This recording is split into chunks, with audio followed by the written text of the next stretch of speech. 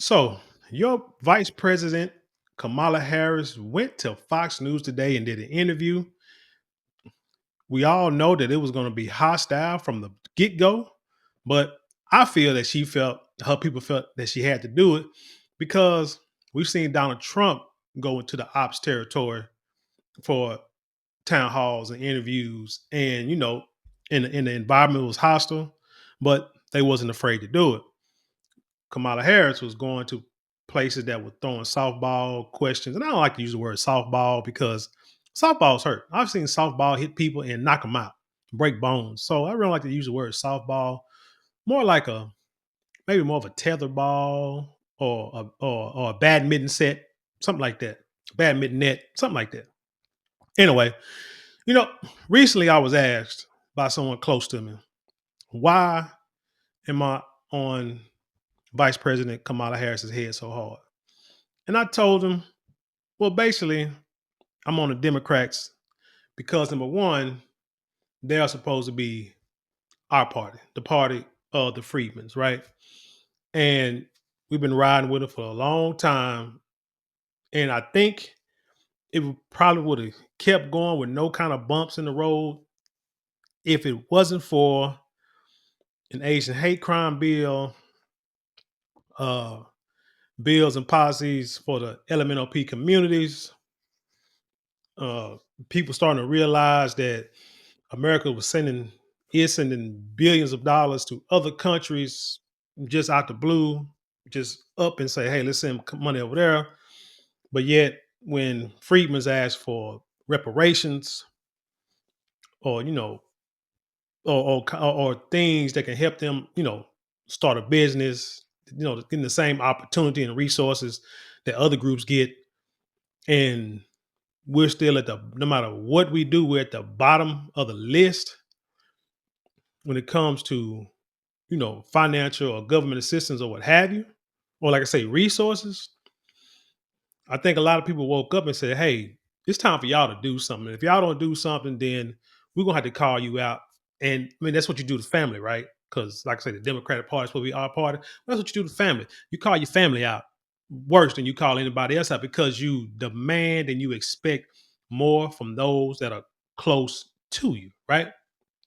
So with that being said,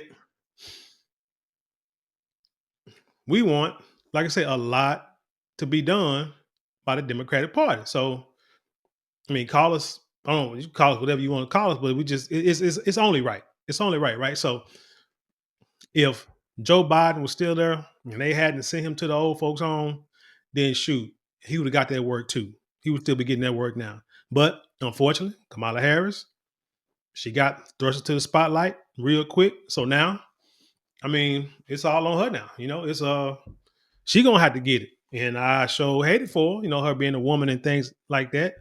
I won't call her a black woman because, like I say, she's Middle Eastern, so we're not even gonna go there. But hey, I sure as a woman, I hate for her to do it. And then too, when you look at these world leaders, a lot of these world leaders, don't respect women in leadership as it is. Don't respect women in their own countries as it is. I mean, I've seen videos where these guys overseas, beat their women, kick their women in the face. Like one dude, he like beat a woman because she, rejected his marriage proposal and knocked her out cold, like right there on the camera. That's what they do. I mean, so you talking about countries that treat their women like that, and you're gonna put a woman to be the face of a country against those guys, and you see how you see the wars and the battles that are going on over there.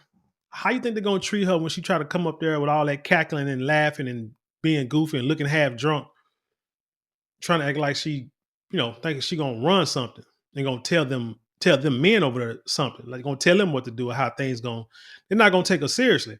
And we all know that the president doesn't necessarily run the country, but they're the face of the country. And I don't care if America is able to defeat and destroy every country in the world. I don't know if we can or not, but even if we could, we don't need to go into battle.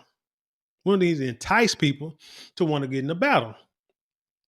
I seen videos of guys or of a guy who was like a mixed martial artist. I think he was like a Navy SEAL or Green Beret or something like that. And he said that the last thing he wants to do when he confronted, like being confronted by somebody, is to get into a physical altercation, because he knows that if it gets physical, most likely he will kill that man. He will delete that man, the other person. And then you got to think of all the consequences and repercussions that comes with that afterwards. So he's like, he'd run away first. He said he'll talk, he'll try to, diffuse the situation. He said he would rather run away. He'd probably run away before he try to fight somebody. And he's a trained killer. So that's what I'm saying. Like, once you understand the ramifications, and once you like really got a mental grasp on physical combat and how to diffuse situations, how to be a man and being mature, you want to do everything you can not to get into any kind of battle. And you don't want to entice nobody to try to get into any kind of battle with you. So that's all. So again, those are my reasons for picking on poor old Kamala, but show headed for it. But anyway, it's with the Fox News today, like I said. So we're just gonna go ahead and get into it, and let's just break it down. Madam Vice President, thank you for the time. Thank you. It's good to be with you, Brett. You know, voters. And that was a pretty good picture. Y'all see that picture? I want y'all see that picture. That was a nice picture of it too. You know what I'm saying? See the neckline looking kind of smooth and everything. You know, I talked about it last time, but hey, I mean, they teeth all pearly white. Yeah, you know what I'm saying? Yeah, that's a nice looking picture. Let's go. Madam Vice President, thank you for the time. Thank you. It's good to be with you, Brett. You know, voters tell pollsters all over the country and here in Pennsylvania that immigration is one of the key issues that they're looking at this election, and specifically the influx of illegal immigrants from more than 150 countries. How many illegal immigrants would you estimate your administration has released into the country over the last 3.5 years? Well, I'm glad you raised the issue of immigration, because I agree with you. It is a topic of discussion that people want to rightly have. And you know what I'm going to talk about. Yeah, but do you just a number? Do you think it's 1 million, 3 million? Brett, let's just get to the point. Okay, the point is that we have a broken immigration system that needs to be repaired. So your Homeland Security Secretary said that 85% of apprehensions. I'm not finished. We have. Now I understand. I understand that he asked her a question, and he wanted her to answer it, and as usual, she didn't answer it. She was doing the whole word salad thing, but I'm not really with like the disrespect. You know, I felt that he was like disrespectful while she's trying to answer. I mean, I know everybody's tired of her giving the same answers, because we've seen it 1,000 times before. But you got to think about it is the internet, you know. So every speech, every interview that she does, everybody is able to see it. So no matter where she goes, she's going to give the same answers. I mean, because she got to get her policies out, right? So you can't really knock her for that. You know what I'm saying? But again, like I said, so with him not even like, so I'm like, I see he's probably like, hey, she's going this long, lengthy answer. I just want to know, how many people do you think you let in? Period. I think she should have gave that answer first and then went back and, then start going on her little, try to go on her little, I guess, tirade, I guess you want to say, or her long-winded answers, I guess. Rough estimate of 6 million people have been released into the country. And let me just finish. I'll get to the question. I promise you. I was beginning to answer. And when you. Yeah, she was beginning to answer, but he did. And I don't like interviews really like that when people ask a question. Because I ain't like when they did to Donald Trump at the National Association of Black Journalists. I ain't like it either. When you ask a man a question and while he's in the middle of answering, you just, cut him off. Or when he's giving an answer you don't like, you try to cut him off and go, and go to another part of the question. But his answer really is not going to allow. Really, wouldn't if you let them answer, their answer would not allow you to really ask the second part of the question, because the answer is not going to be what you want to hear. Came into office, your administration immediately reversed a number of Trump border policies. most significantly, the policy that required illegal immigrants to be detained through deportation, either in the US or in Mexico. And you switched that policy. They were released from custody awaiting trial. So instead, included in those were a large number of single men, adult men, who went on to commit heinous crimes.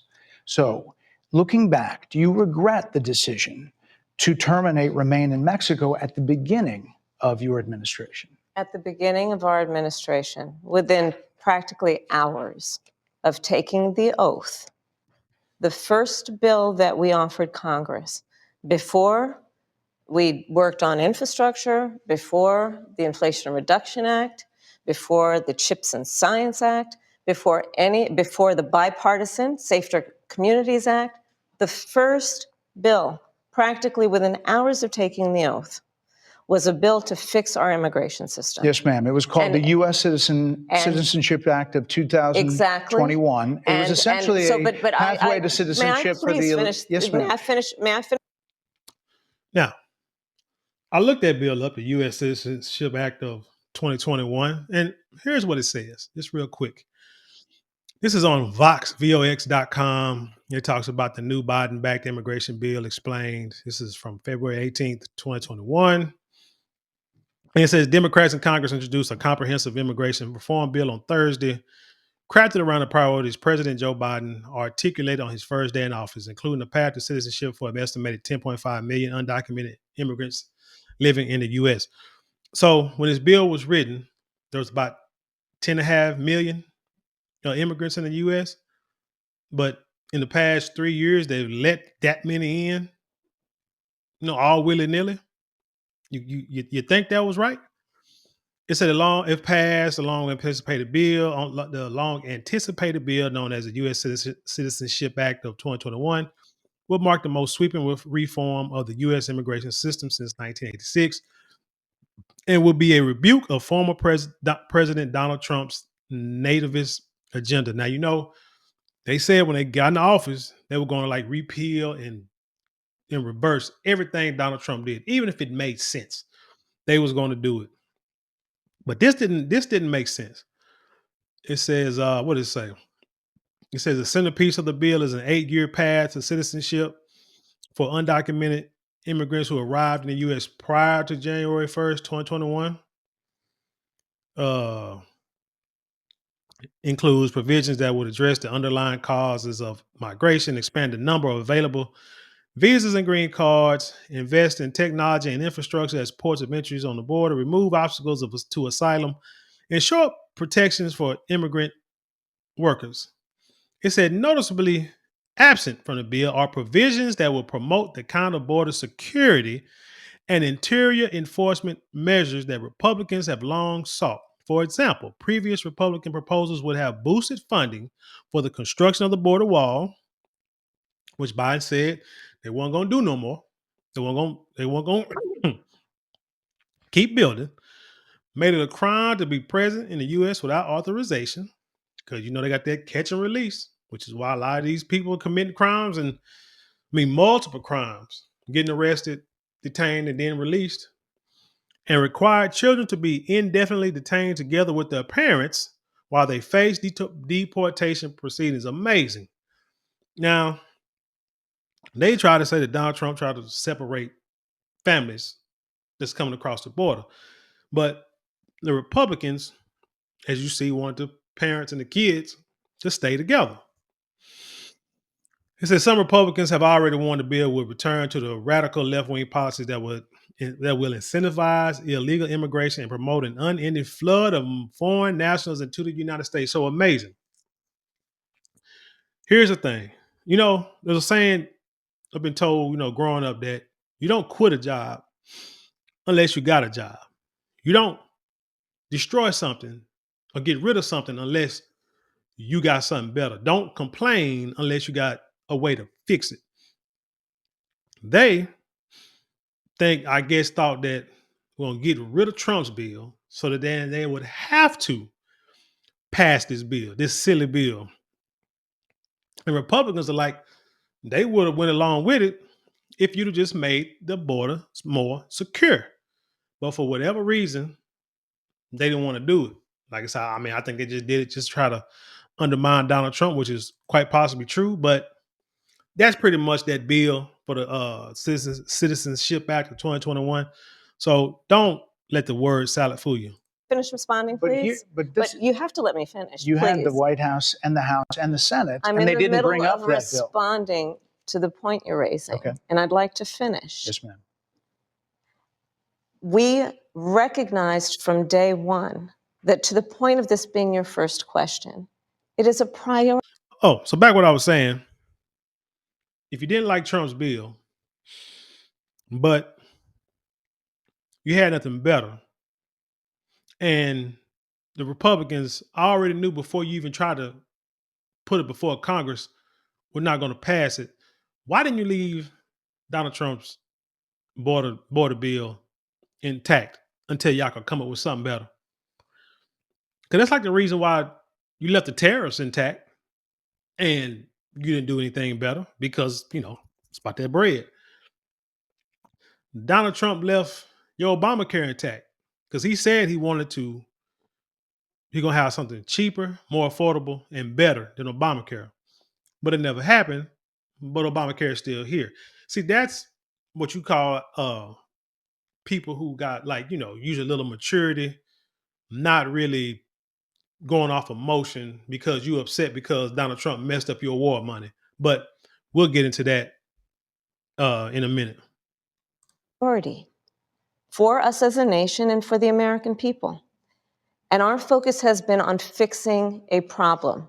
And from day one, then, we have done a number of things, including to address our asylum system and put more resources, getting more judges, what we needed to do to tighten up penalties and increase penalties for illegal crossings, what we needed to do to deal with points of entry between border entry points. That's the work we did, and we worked on supporting what was a bipartisan effort, including some of the most conservative members of the United States Congress, to actually strengthen the border. That border bill would have put 1,500 more border agents at the border. But it would have been necessary if you just left Trump's bill intact. Then if you left it intact and then you come back and say, hey, we tried to do this bill that was going to have this, this, and this, and they were not going to support it, then you might have a little leg to stand on. But now you really don't, because you went from what you thought was bad and made it worse and thought you was going to force people to sign something that they didn't agree with. That's why I don't like politics like that, man. Which is why I believe the Border Patrol agents supported the bill. It would have allowed us to stem the flow of fentanyl coming into the United States, which is a scourge affecting people of every background, every geographic location in our country, killing people. It would have allowed us to put more resources into prosecuting transnational criminal organizations, which I have done as the former Attorney General of a border state. Madam Vice President, a couple of things. Prosecuted trafficking of drugs, guns, and human beings. And Donald Trump, but let me just finish. Six Democrats voted against. You should go to Donald Trump. Why you got to talk about Donald Trump? Just talk about yourself and what you did. Don't worry about whatever. Don't talk about, when you start talking about other people and their problems and you're not talking about your problems, people don't like that. That's an emotional thing. And when you don't think on emotions, you don't worry about that. You don't care what nobody else do. You want to know what she's going to do. Learned about that bill and told them to kill it because he preferred to run on a problem instead of fixing a problem. And in this election, this is rightly a discussion that the American people want to have. And what they want are solutions, and they want a president of the United States who's not playing political games with the issue, I hear you, but actually is focused on fixing it. 6 Democrats voted against that bill. It would have allowed 1.8 million illegal immigrants into the country a year. A lot of conservatives had a problem with it. Wait a minute. Is that Cory Booker, of all people, and Bernie Sanders? Interesting. These are the 6 Democrats. But more importantly, back to the original premise, Jocelyn Nungari, Rachel Morin, Laken Riley. They are young women who were brutally assaulted and killed by some of the men who were released at the beginning of the administration, well before a negotiated bipartisan bill. Former President Clinton actually referred to Laken Riley Sunday campaigning for you in Georgia, saying if those men had been properly vetted, Laken Riley probably would not have been killed. So if it wouldn't have happened, this is well before any negotiation.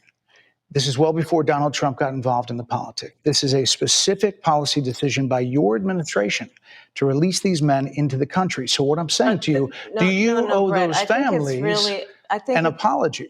Let me just say, first of all, those are tragic cases. There's no question about that. There is no question about that. And I can't imagine the pain that the families of those victims have experienced for a loss that should not have occurred. So that is true. It is also true that if a border security had actually been passed 9 months ago, it would be 9 months that we would have had more border agents at the border, more support for the folks who are working around the clock trying to hold it all together. Madam Vice President. To ensure that no future harm would occur. And this election in 20 days will determine whether. Don't forget the early vote. I'm voting on Monday down here in Texas. Early voting. Get in, get out. The way you ain't got to wait in line. The way you can be at home watching everybody else start vote, and you can see the numbers as they come in. Early voting, y'all. Early voting. Whether we have a president of the United States who actually cares more about fixing a problem, even if it is not to their political advantage in an election, because there was a solution, Brett. Madam Vice President, it was a policy decision in the early part of your administration. I will let one of the mothers talk about it. Take a listen. Because of the Biden-Harris administration. Oh, they done come with receipts. Administration open border policies catch and release. They were enrolled in the Alternatives to Detention program. This meant that they were released into the United States. It was not even a full 3 weeks later that they would take my daughter, Jocelyn Nungare's life. I believe the Biden-Harris administration open border policies are responsible for the death of my daughter. That's the early days. So do you owe them an apology is what I'm saying. I will tell you that I am so sorry for her loss. I'm so sorry for her loss, sincerely. But let's talk about what is happening right now with an individual who does not want to participate in solutions. Let's talk about that as well. But do you want to answer in all fairness, I told you, I feel awful for what she and her family have experienced. During that time, you said repeatedly that the border was secure. When in your mind did it start becoming a crisis? I think we've had a broken immigration system transcending, by the way, Donald Trump's administration even before. Let's all be honest about that. I have no pride in saying that this is a perfect immigration system. I've been clear, I think we all are, that it needs to be fixed. We need more. I was just down at the border talking with border agents, and they will tell you, and I'm sure you probably, I know you investigate and you are a serious journalist. They will tell you, we need more judges. We need to process those cases faster. We need the support for those cases that should be prosecuted. They need more resources, and Congress ultimately is the only place that's going to get fixed, Brett. Well, that's how this system works. That's the premise of this question. There were 90-plus executive orders that were rescinded in the first days. Many of those were Trump border policies. I'm not going to stay here because there's other things to talk about, but you frequently talk to the Border Patrol Union for support of that bipartisan bill, and they did. They supported it. But they also just endorsed Donald Trump and said, you've been, quote, a failure with border security. Why do you think they said that? I think they're frustrated, and I get it. They want support. And you haven't given it to them. They want support, and that's what that border security bill would have done. These guys down at the border, these men and women, they're working hard. Very clear that I will follow the law. I have made for free tuition at universities to be enrolled in free health care. Do you still support those things? Listen, that was 5 years ago, and I'm very clear that I will follow the law. I have made that statement over and over again, and as Vice President of the United States, that's exactly what I've done, not to mention before. If that's the case, you chose a running mate, Tim Walz, governor of Minnesota, who signed those very things into state law. So do you support that? We are very clear, and I am very clear, as is Tim Walz, that we must support and enforce federal law, and that is exactly what we will do. You know how I feel about law. Changes every day. So anyone who said they will follow the law, that kind of worries me because slavery was a law years ago. Jim Crow laws were laws years ago. Red line and red tape, stuff like that, that was legal back in the day. And so when you're talking about following the law should not be end all the bees all. Because sometimes it could be wrong and it can harm people. But if you say just gonna follow it, even at the detriment of US citizens, that kind of worries me.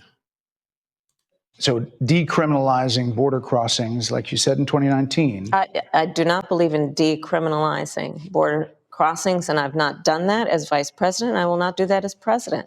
So these are evolutions that you've had. But let's be very clear.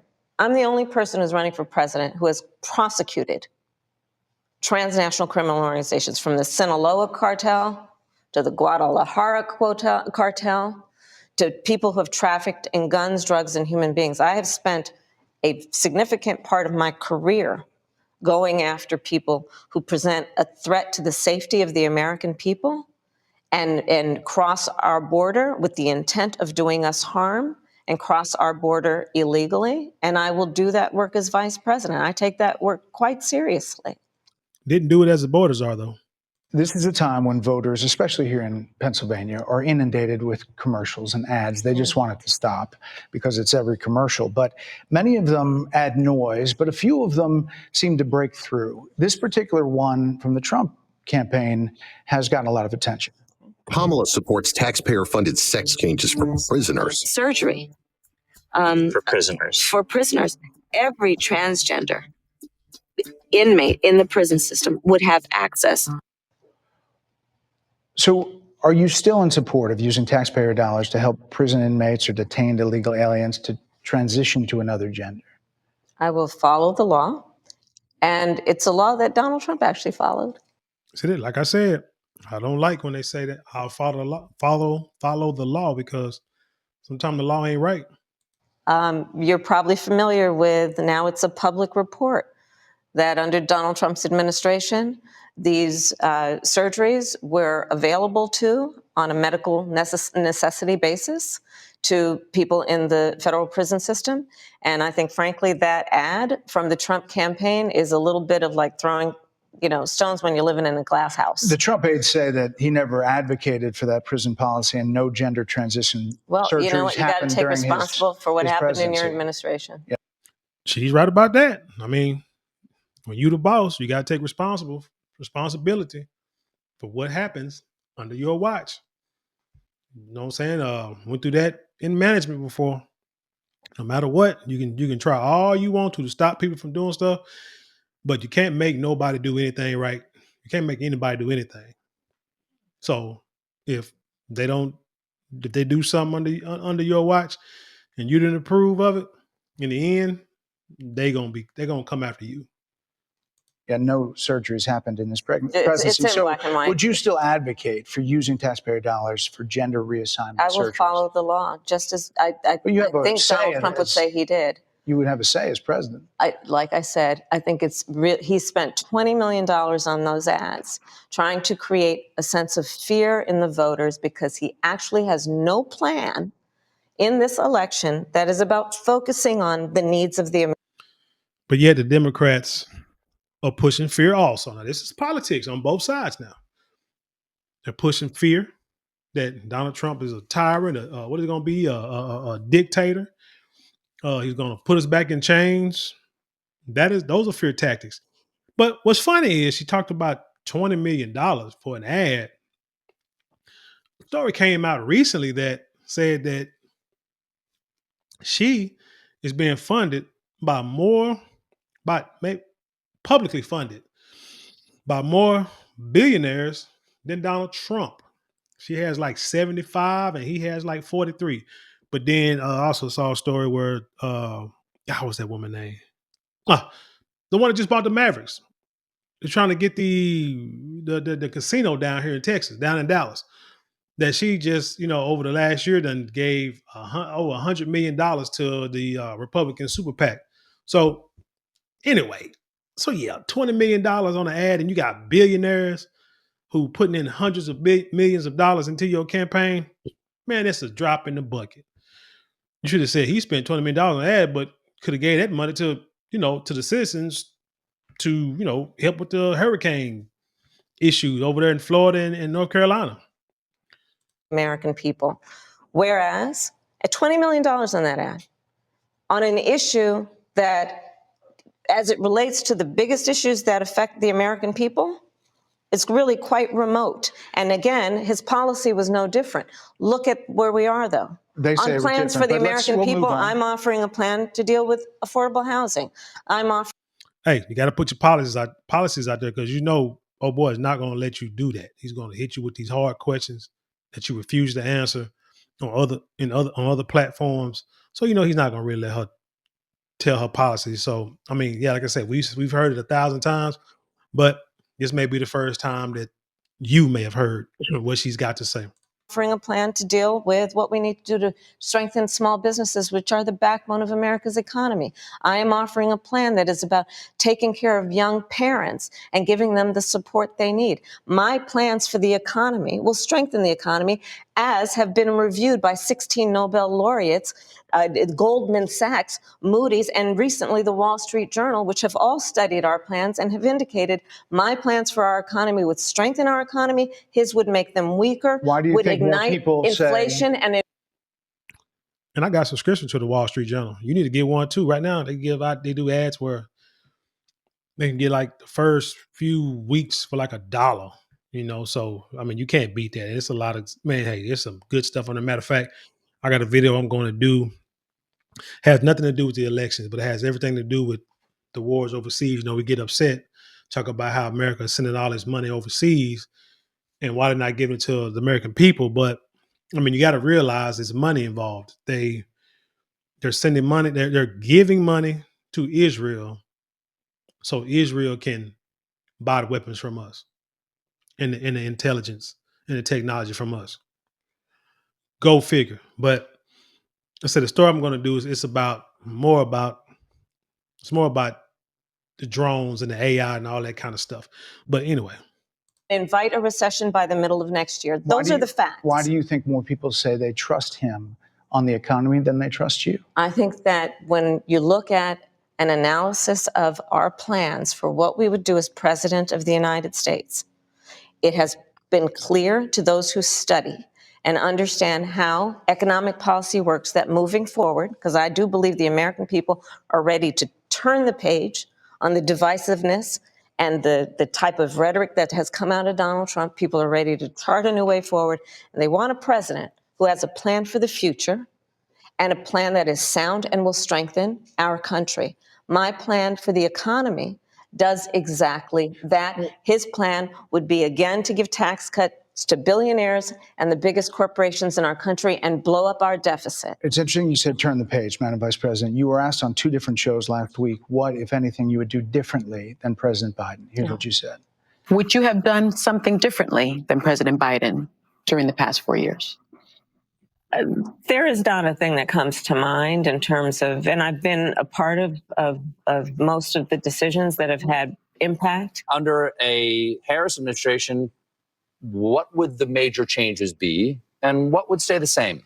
Sure. Well, I mean, I'm obviously not Joe Biden. I know. And so that would be one change in terms of, but also I think it's important to say with, 28 days to go, I'm not Donald Trump.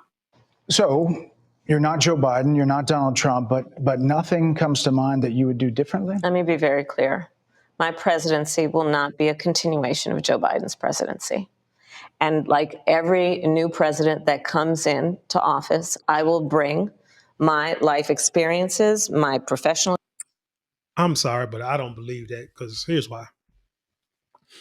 Joe Biden's presidency is a continuation of Obama's presidency. You have said that you were there for everything, that all the bills. He has said that you was there for the majority of the important things that needed to be signed, need to be passed, that you were the deciding vote. So anything that is in place right now, you was a part of. To say that you're not going to be a continuation doesn't make sense. It's kind of like being a parent, having children, and you raise those children a certain way, and they are there to continue your legacy. They're going to do things, use their own life experiences to make decisions. But the decisions that they make, and the way they make the decisions, and the things that they have learned, comes from you, the previous person in their position. Once you get a family, the way you do your family, run your family, for the most part, is going to be based on what how you grew up and the family that you came from and your surroundings. So you've been in Joe Biden's presidency for the last nearly 4 years. So to say you're going to continue some things, there are things that are going to continue, might even get worse or might get better. I'm not sure, but there are things that you're going to take from Joe Biden, and might tweak a few things, but you're going to bring them over to your presidency and continue it. You're not going to just say, "Hey," you're not going to do like y'all did when y'all got in the office and got rid of everything Trump did. Y'all not going to do that. No. You're not going to do that. You're going to, like I say, continue what y'all have already started. So I call cap on that one. Experiences and fresh and new ideas. I represent a new generation of leadership. I, for example, am someone who has not spent the majority of my career in Washington, D.C. I invite. But you're a politician.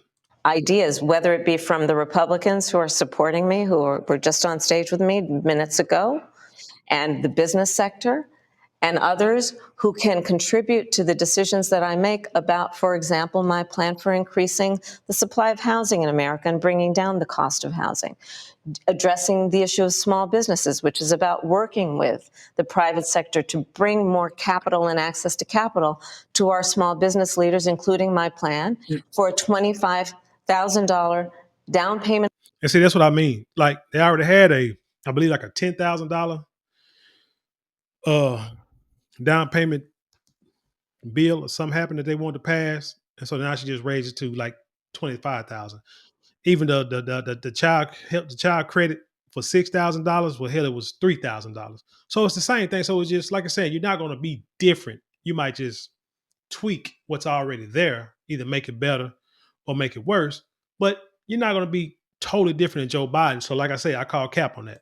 Assistance for first-time home buyers and for small businesses, extending the tax deduction from $5,000 to $50,000. We've heard a extended lot about those plans in recent days. Your campaign slogan is a new way forward, and it's time to turn the page. You've been vice president for 3.5 years. So what are you turning the page from?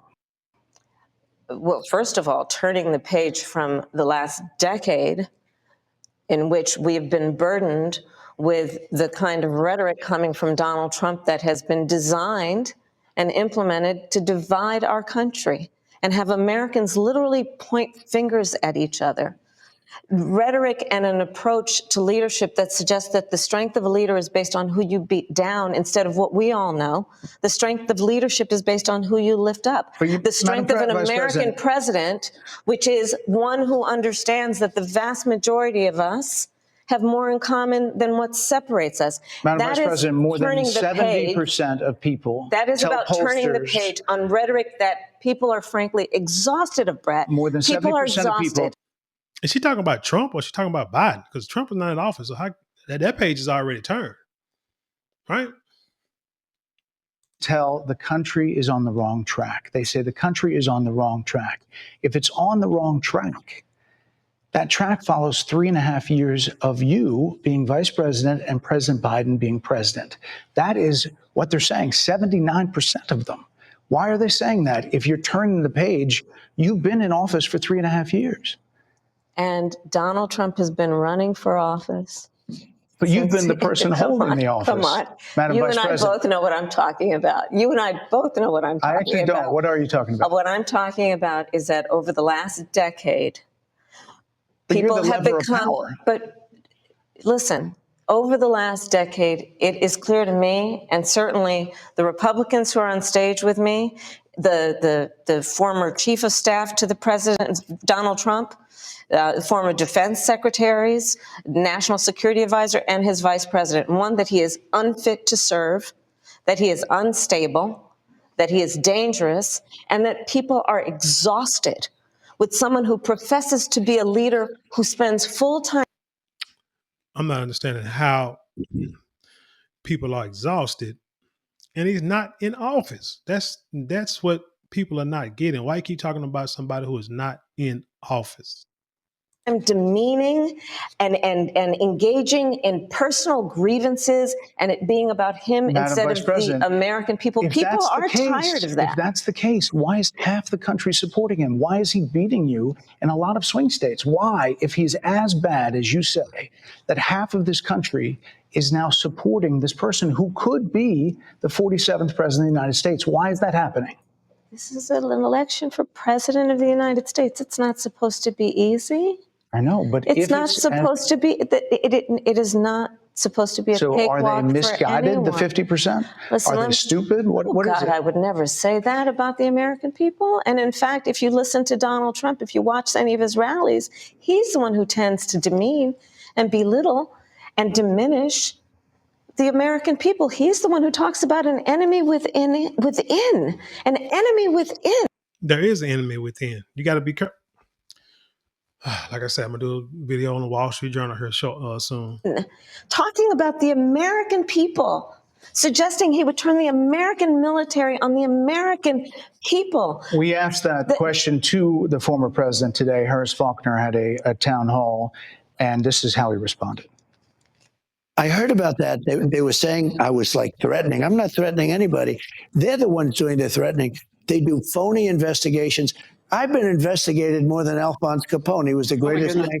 No, it's true. No, but think of it. It's called weaponization of government. It's a terrible thing. So, Brett, I'm sorry, and with all due respect, that clip was not what he has been saying about the enemy within that he has repeated when he's speaking about the American people. That's not what you just showed. He was asked about that specific... No, that's not what you just showed. In all fairness and respect to you. That was the question that we asked him. You didn't show that, and here's the bottom line. He has repeated it many times, and you and I both know that. And you and I both know that he has talked about turning the American military on the American people. He has talked about going after people who are engaged in peaceful protest. He has talked about locking people up because they disagree with him. This is a democracy. And in a democracy. No, if it was a democracy, you wouldn't have been running for president right now, because there would have been special sessions for people to be able to vote for who they wanted to be, who they wanted to run for president in the Democratic Party after y'all sent Joe Biden to the old folks home. The president of the United States in the United States of America should be willing to be able to handle criticism without saying he'd lock people up for doing it. And this is what is at stake, which is why you have someone like the former chairman of the Joint Chiefs of Staff saying what Mark Milley has said about Donald Trump being a threat to the United States of America. He's quoted in the Bob Woodward book that way, yes. Let me ask you this, Madam Vice President. You called Donald Trump. The significance of that. Did he just gloss over that? So she said something that he has said many a times, and he act like, did he just gloss over that? Hold on. And this is what is at stake, which is why you have someone like the former chairman of the Joint Chiefs of Staff saying what Mark Milley has said about Donald Trump being a threat to the United States of America. He's quoted in the Bob Woodward book that way, yes. Let me. Oh, she talking about he said talking about the Mark Milley. Mark Milley said that about Donald Trump, but not Donald Trump said that. Okay. So we really don't know if he said it or not. Ask you this, No, Madam Vice President. but You call let's not Donald diminish Trump. the significance you of that. call Donald Trump. He's misguided. You say now He's he unstable. is unstable. He is unstable, Brett. He's not well. You say he's mentally not stable. He's not stable. Let me ask you this. You told many interviewers that Joe Biden was on his game, that ran around circles on his staff. When did you first notice that President Biden's mental faculties appeared diminished? Joe Biden, I have watched from the Oval Office to the Situation Room, and he has the judgment and the experiment and I was about to tell his lie. Experienced to do exactly what he has done in making very important decisions on behalf of the American people. There were no concerns raised? Brett, Joe Biden is not on the ballot. I understand. And Donald Trump. But he's still president, and that dude mind his throat. We all know that. Come on now. Donald Trump but you talked about it. And Donald Trump After George Clooney said within a few minutes of talking to President Biden at a fundraiser that he thought this was not the same Joe Biden that we saw on the debate stage. Donald Trump is on the ballot. I understand. You met with him at least once a week for 3.5 years. You didn't have any concerns? I think the American people have a concern about Donald Trump, which is why the people who know him best, including... See, the reason why he's asking that question is because he's trying to trying to show that there's like deception, that the Democratic Party has lied to the American people and are willing to lie and deceive and be deceptive to the American people about the mental capacity and competency of your current president, Joe Biden. And she seems to refuse to answer that question. Because if they come out and say that he ain't mentally there, he can actually be kicked out. I think for the 25th Amendment. So I think this is why they're afraid to answer that question. Leaders of our national security community. So she'll just continue to talk bad about Donald Trump.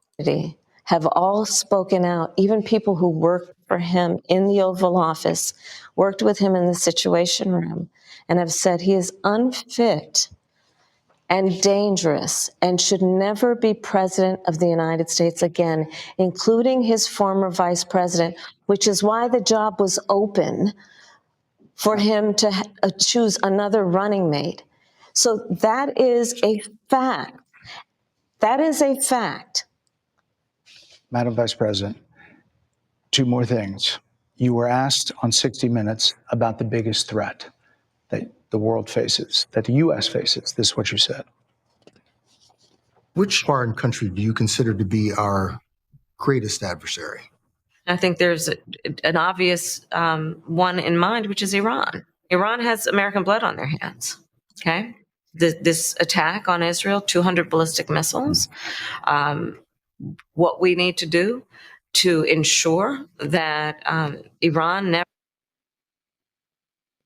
But those drones, that drone got through that Iron Dome and took out some people. So now Israel and America is like nervous because they thought that would never happen. But again, if you don't understand what I'm talking about, I need y'all to look it up, Google it, Bing it, do whatever you got to do. Pay attention to that war overseas because it's important. It's important to us for real. Never achieves the ability to be a nuclear power, that is one of my highest priorities. Now, not too long ago, the word got put out that Iran was like 2 years away from being able to launch, nuclear weapons ready or nuclear weapon capable, something like that. And then all of a sudden, it said now they're 2 weeks away. So, like I said, we'll get into that in another video. Experts thought you would say China. The FBI director had said that. But you said Iran. If that's the case, what do you say to critics who look at the actions of your administration and say you're not acting like Iran is the #1 threat? Well, I will tell you most recently, whether it was in April or in October, and then several hours on each occasion that Iran posed a threat to Israel, I was there. Most recently in the Situation Room, in the most recent attack, working with the heads of our military and doing what America must always do to defend and to support Israel in its requirement to defend itself and to give American Shoot, Israel don't need no help. They got the greatest army, military in the world. support to be able to allow Israel to have the resources to defend itself against attack, including from Iran and Iran's terrorist proxies in the region. Right. And that But those is, proxies were getting funded by my Iran. commitment to that is unyielding.